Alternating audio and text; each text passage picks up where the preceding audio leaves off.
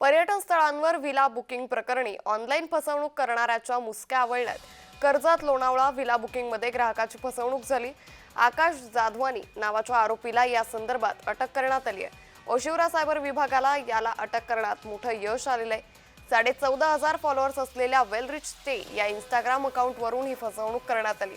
यमन चटवाल यांची आकाश जाधवानीने 42,500 रुपयांची ऑनलाईन फसवणूक केली होती। फसवणूक झाल्याचं कळताच चटवाल यांनी ओशिवरा पोलीस ठाण्यात धाव घेतली।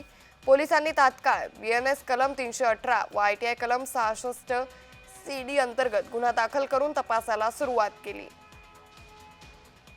आणि या संदर्भात आता ऑनलाईन फसवणूक करणाऱ्या या आरोपीच्या मुसक्या आवळण्यात आलाय। पर्यटन स्थळांवर व्हिला बुकिंग करण्यासंदर्भात हा अपहार करण्यात येत होता। तर आकाश जाधवानी नावाच्या आरोपीला आता अटक करण्यात आली। उपनिरीक्षक शरद देवरे, हवालदार अशोक कोंडे, शिपाई विक्रम सरनोबत पुण्यात जाऊन आरोपीचा शोध घेतलाय। त्यांनी 20 मार्चला पुण्याच्या खराडीमधील चोखीधाणी या ठिकाणावरून आरोपी आकाशला अटक करण्यात आली।